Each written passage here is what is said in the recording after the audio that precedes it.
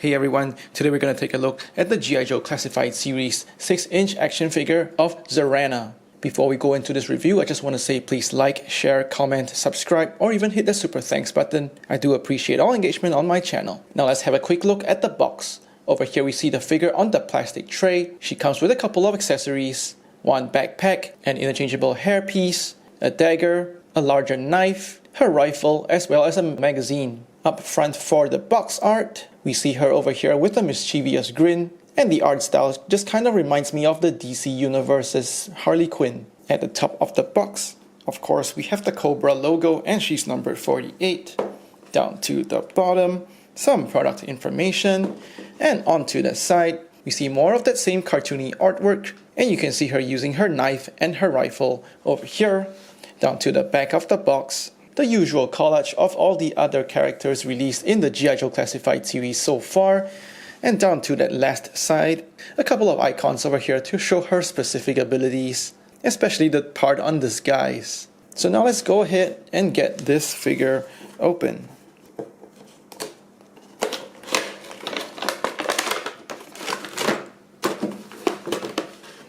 The action figure and accessories are held quite snugly on the plastic tray, and there are no further accessories over here that's blocked out by the box art. First I'm looking at her dagger, and it is cast in a black plastic, sculpting detail for the grip and silver paint for the blade. And of course, she holds the dagger just fine in either of her gripping hands. The dagger also fits snugly into that sheath on her right thigh. Her slim backpack comes sculpted in brown plastic, detail for a couple of pouches and straps down the sides, as well as the bottom. And there's also sort of a panel design on the back of the backpack. On the inside, there's a peg, and that peg goes into that hole on her back for a snug fit. Her larger knife is also cast in a black plastic. It looks like it has some sort of motorized design with some tack detail down the middle of the knife between the grip and the blade. And there's also a hit of red paint on the blade with a nice fade from the red hot tip all the way to the black on the bottom. And this kind of shows you how that blade is energized. She also holds the blade snugly in her gripping hands. And with that large hole on the top of her backpack, you can slot that large knife, and it also fits snugly into her small backpack. And her last weapon is of course her rifle that comes with a magazine. You can see the notch over here, and that notch goes and fits snugly into the rifle like so. The entire rifle is cast in a black plastic with nice sculpted detail. So you can see the vents down the barrel over here, realistic rails for the top of the rifle. It also comes with a skeletal support down the back for a lightweight design.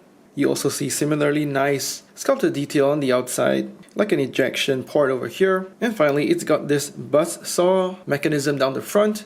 The blade is painted in silver, has a good shine to it. So this ends up looking like quite a unique trademark weapon for Zarana. And she looks great holding that rifle with the unique buzz saw feature down the front. And finally, for her last accessory, we're going to take a look at her interchangeable hairpiece, much like the one that came with Lady J. I'll be looking at this hairpiece along with her default hair sculpt. So both hair pieces are sculpted in a pink plastic. There's good sculpting work for the textures in the hair. So the default one has her hair styled to the side with bright yellow paint applications, very trademark for Zarana. And there's also some darker pink shading for the buzz undercut that's present on both sides of her head. There's also a little bit of long hair sculpt down the back to give her kind of like a punkish mullet hairstyle. The interchangeable hair though doesn't have any paint application on it, but it's still got a decent amount of sculpt. It's parted down the center, and it's got kind of like a poof on the middle, while on the sides the hair is swept backwards and it meets at the middle on the back of her head. You can simply pull off the hair. It slips off quite easily, and then you pop the alternate hair on top. Just make sure to look out for the skinny pieces that go down the sides of her head. They do tend to get caught up in the hair sculpt or behind the ears. So you just gotta make sure that they're placed correctly in front of the ears. So now this hair sculpt is a nice change. It looks punk rock and also gives her quite a bit of personality. However, I do think that this hair sculpt could have also used some shading to bring out some of that good sculpting work all over the hair. When you're swapping the default hair sculpt back as well, just also look out for that similar skinny plastic pieces that run down the sides of her head. They do also tend to get caught up in the hair and also behind her ear. Now as for her head sculpt, I think it's really great work from Hasbro. There's sharp sculpting for the ears down the sides and metallic pink for her earrings. Onto her face, she's got really sharp features. And once again, the dot matrix printing technique for the paint on her face is executed fantastically. Sharp brown paint for her eyebrows, and the high resolution print means that you can also see some smaller features like the shaven bits on her left eyebrow. The blues and whites in her eyes are also really sharply applied, but what really makes this head sculpt stand out are the different colors for her eyeshadow. And you can see some purples and pinks very nicely applied. You can also see some shading down the sides of both sides of her nose, once again adding another dimension and contouring to her face. There's a subtle bit of pink blush down her cheeks, which also brings out the definition in her cheekbones. There's white paint for her teeth and also pink for her lipstick. And because of the fine resolution, you can also see that her lipstick is applied separately from the paint on her teeth. And you can kind of see the insides of her lips where the lipstick ends. So there's quite a bit of eye-popping detail. For me, the only downside of this head sculpt is the unfortunate mole line over here that runs over her right eye. And that turns out to be just slightly distracting. The rest of her body, from her neck to her torso, is cast in a flesh tone plastic. There's a pink plastic overlay for her top, with cool detail like the zips, as well as the metal studs over here, all painted in a shiny silver. There's also a strap over here over her shoulder, painted in brown, with silver for the buckle as well. The rest of her lower torso is cast in a flesh tone plastic, and you can see nice sculpting over here for her rock hard abs. She's got pink shoulder pads on both sides, and they're asymmetrical in design, being smooth on her right shoulder with some spikes on the left. The rest of her arm is cast in a black plastic with flesh tone paint for her exposed part of her biceps, and brown paint for the strap that lets you envision how her shoulder pads are attached to her shoulders. Now I don't really like how the shoulder pads are simply glued to her upper arms, because they do get in the way of articulation. They tend to start bunching up as you spread her arms out, and that ends up being kind of puffy because the plastic used for the shoulder pads are quite flexible. It's kind of a bug to move the shoulder pads so that they slide over the upper part of her torso. I also do wish that her upper arms were cast in a flesh tone plastic, because the flesh tone paint does have some slight tonal differences compared to the flesh tone plastic used on the figure. Now onto her lower arms, there's a fair bit of sculpted detail on that black plastic, so you can see some detail for the elbow pad, as well as the rest of her gauntlet that leads onto her hands. Her hands are cast in a flesh tone plastic, with brown for her finger gloves and black for the rest of the gauntlets on the back of the hand. Now we move on to the back of the figure. We see the same paint applications for the strap on her shoulder and the silver for her studs, and a bit of panel detail down the back. Her crotch piece, now this has got a dark blue plastic overlay to look like denim, and there's also sculpted detail for the stitching and pockets. Brown paint for the belt, silver for the chain that runs down the side. The rest of her upper part of her legs are that same denim blue. Paint applications over here where her jeans are ripped to show off her leggings on the inside. And I'm not sure the difference in the colors of the pink compared to her top, but the pink actually does match the tone of her hair. There's also a brown sheath on her right thigh that holds onto her dagger. Now we go on to her calves. This is a separate black piece of plastic with brown for her knee pads, and onto her feet she's got some kick-ass boots, brown for the straps down the front and sides, with some silver for the metal spikes on the back, looking like some punk rock cowboy boots. And I do like the sculpting features on her toe area. You can see how that looks kind of like flames moving from her toes to the rest of her foot. So overall, I do like all the sculpting and paint work on the Zarana figure. All the different colors does make her pop, and I feel like she's got quite a bit of paint applications for a G.I. Joe classified action figure.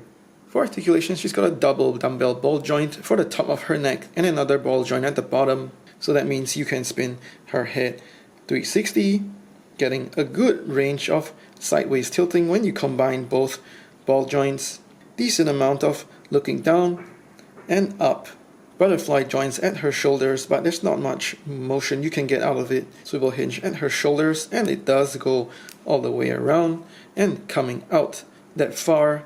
And as you try to force her shoulders to go out, fighting against that shoulder pad, the swivel for her upper arm does tend to pop off as well. But no big deal, it's easy enough to pop back on.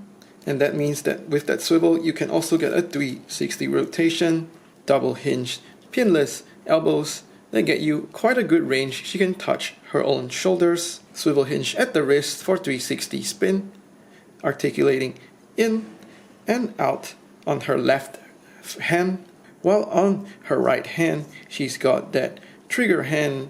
That means it goes down as well as up.